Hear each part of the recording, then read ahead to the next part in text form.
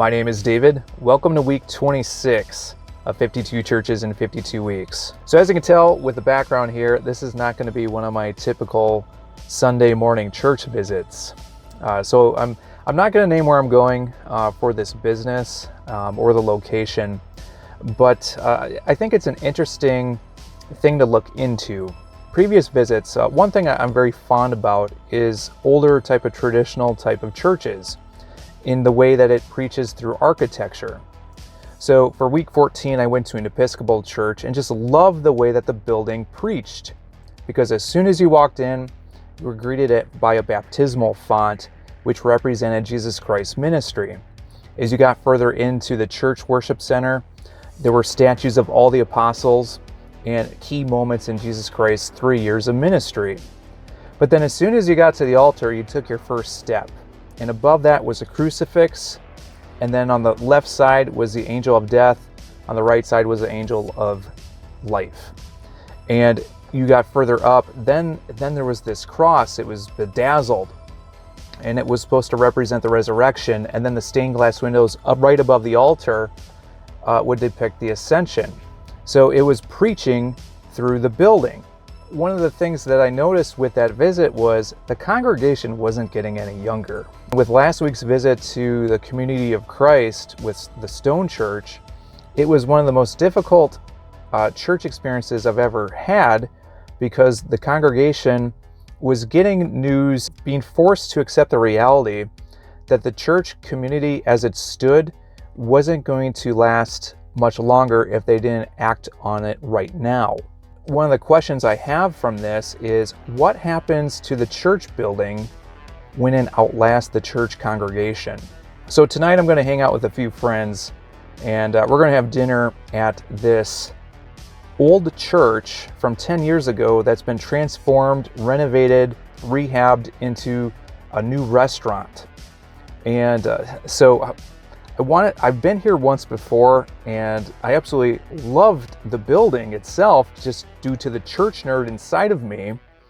But at the same time, I was struggling afterwards, where it's like, should I like this? You know, as a Christian, is it mocking a previous generation when it came to their faith? So I don't really know where to stand on this. So I would love your comments below. Just to hear a couple different opinions in terms of what to make out of what we may be experiencing as more churches fold and what happens to these buildings, especially in downtown areas. I'll be back in just a moment with some thoughts.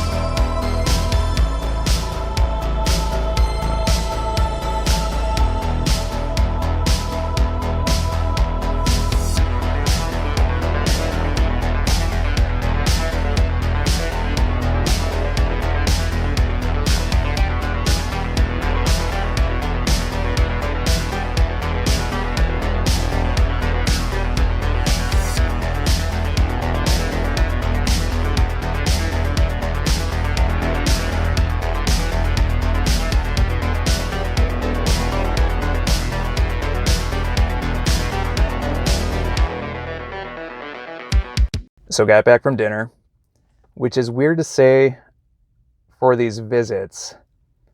And I was wrestling if I should even count this as one, but I think it's important to explore and discuss as we face a declining Christian membership.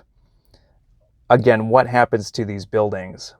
So I met up with my friends, and we both agreed, like, the atmosphere, the setting, the ambiance was absolutely phenomenal. And what these owners were able to do to take a dying, aging, old, traditional type of church building and make it into something new, something fresh, something hip, a place that you could gather.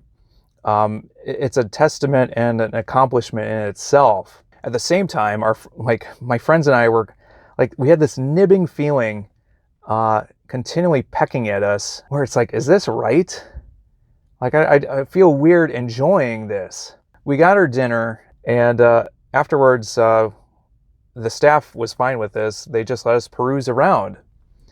And I walked up to the balcony, and it was just so different where a place that used to be reserved for choirs and organs and all this type of music had been replaced for table reservations. One of the strangest things was the altar area. So, which once was a place to put up the cross to serve Holy Communion, that had all been gutted out, and it had been replaced by amazing artwork. But at the very front, they had this light fixture hanging from the ceilings, and on it was hashtag Take Me to Church, based off that song from about a decade ago. I don't know the full scope of what the song is all about. You can do some research on that yourself. But it's not about going to actual church. It is much more about a different type of experience. The strange thing then was the candles that were up there as well. The images were of the idols of today that we invite into our living rooms on TV. So I went down the line. So you had Matthew McConaughey, Samuel L. Jackson, DMX. At the very end was a candle with Brad Pitt. And we went to another stairwell area, and they had more of these candles. I think the husband and wife from Married with Children, Blanche from the Golden Girls. I didn't see any Betty White. I don't think I would have been upset if it was Betty White on there. I think part of what really kind of made it strange was just this contrast, you know? The secular world merging with an aging Christianity. In one of my previous videos, I talked about stave churches, Viking churches. And the way that they built this church is, upon this rock I will build my church. So they would build the rock foundation on the very bottom. Then they'd build up the church. And between the 9th to 13th century, I want to say, then the Pope Nicholas, he issued a decree to ornament the very top of the churches with a rooster. So obviously with a rooster, they're wired to be the very first creature to see the sun, to announce to the world, cock-a-doodle-doo, the light is here, the darkness is over, everybody come check this out. But it was also a representation of Peter, because upon this rock translates to Peter. That was when Peter was at his strongest, firm foundation for his faith. But the very top was also Peter for his faith when he denied Jesus 3 times. His faith was withering in the wind. It was weak. It was just whatever wind blows. And with the symbolism of the church, it's strange to see that kind of go away. Another thing with church architecture is Gothic architecture, which this was. So with the arches, they point upwards. They point towards the heavens. And the reason that the Gothic architecture started that way is because they were trying to do these buildings and bring in as much sunshine as possible. So that's why you'd have, obviously with churches in the morning, you could have more sunlight in it.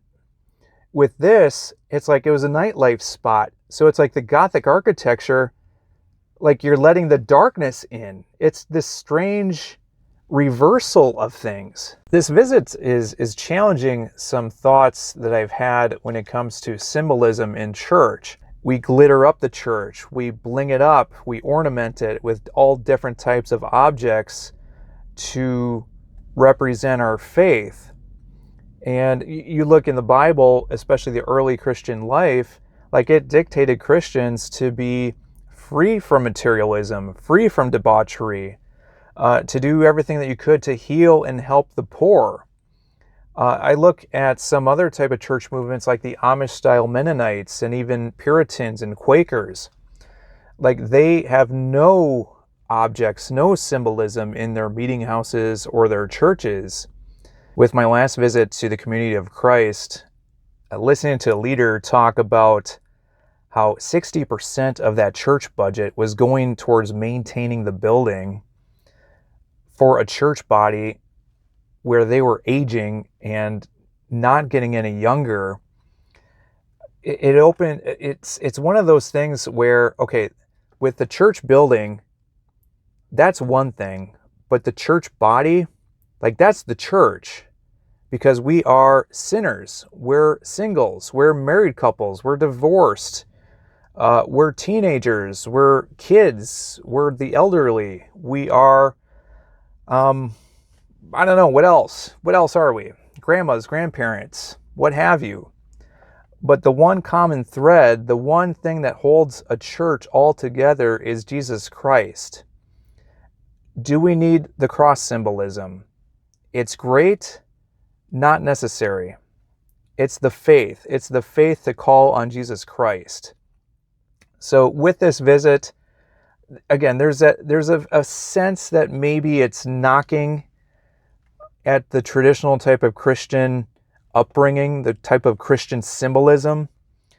But at the end of the day, why should we get upset about materialism? Why should we get upset about objects? Why can't we focus on the souls and the hearts and the minds of people to bring them closer to Jesus Christ? We'll end it on that.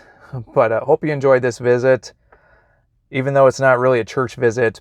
But again, I think this is something worth discussing. So if you liked the video, feel free to hit the like button and subscribe. But until next time, hope you have a good one.